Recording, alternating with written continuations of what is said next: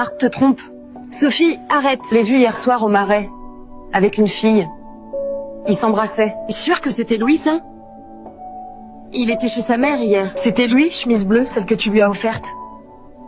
Tu t'es trompé de personne, Marc ne ferait jamais ça. Léa, j'ai dit non, Sophie. J'ai dit non, Sophie. Il y a des vérités qui arrivent trop tôt pour être acceptées. Ici, l'amitié parle, mais l'amour met des œillets. Croire devient plus confortable que d'écouter. Et déjà, Léa choisit le déni. Parce que perdre un homme ferait plus mal que d'écarter un doute. Salut bébé. Comment était ta journée? Bien. Et la tienne?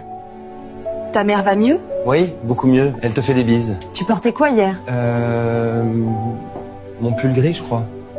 Pourquoi? Pour rien. Je t'aime. Le mensonge n'est jamais bruyant. Il sourit, cuisine, embrasse. Il s'installe dans les détails du quotidien. Léa regarde Marc comme on regarde un miroir fissuré, espérant que la fissure disparaisse si on cligne assez fort des yeux. Marc, faut qu'on parle. Vas-y, je t'écoute. Sophie a tout vu mardi soir, avec Camille. Merde. Elle l'a dit à Léa, ça? Je sais pas, Léa était bizarre hier, mais elle m'a rien dit. Termine ça, mec, avant que ça explose. Les trahisons ne sont jamais solitaires. Il y a toujours quelqu'un qui sait, quelqu'un qui se tait. Le silence des amis protège le fautif, jamais la victime. Non. Le doute devient certitude en une fraction de seconde. Le cœur comprend avant la tête. Léa ne pleure pas encore, elle encaisse. Ça sent bon. T'as fait quoi? Des pâtes. T'étais où? Réunion qui a duré, un client chiant. Quelle réunion chien? Le dossier Moreau, pourquoi tu me demandes ça faire? Pour savoir. T'es bizarre depuis hier. Sophie dit qu'elle t'a vu avec quelqu'un. Sophie se trompe, elle me déteste depuis ton jour. C'est vrai, Pain? Regarde-moi, c'est toi, ça a toujours été toi.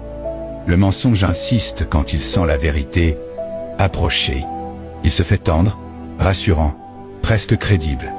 Et Léa accepte encore. Non par naïveté, mais parce qu'elle aime. Et aimer, parfois, c'est retarder l'inévitable. C'est elle? Oui, c'est elle. Il m'a juré que tu mentais, Léa. 3 ans, Sophie, et 3 ans qu'on parle mariage, enfant. Putain, on visite des apparts plus grands. Qu'est-ce que tu vas faire, enfin? Qu'être sûre, à 100%. La preuve est là. Froide, implacable. Plus aucun refuge possible. 3 ans d'avenir s'effondrent dans un café. Léa ne demande plus si c'est vrai. Elle cherche seulement le courage de regarder jusqu'au bout. Cette fois sans mensonge, sans excuse. À cet instant, Léa ne perd pas seulement Marc. Elle perd celle qu'elle était avec lui. Léa? Pourquoi tes affaires? Rue Spontini, immeuble numéro 14. Laisse-moi t'expliquer. Explique quoi? Que pendant que je cherchais des faire-barres de mariage, toi tu baisais quelqu'un d'autre. C'est compliqué. Non, c'est simple, tu as choisi. Je t'aime, Léa. C'est toi que j'aime. Tu sais ce qui me tue, quoi? C'est pas que tu l'aies fait. C'est que tu m'as regardé dans les yeux hier et tu m'as menti, sans trembler. Léa ne crie plus. Elle sait. Et quand elle part, ce n'est pas par colère.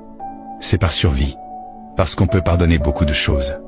Sauf d'avoir été regardé dans les yeux pendant qu'on vous ment.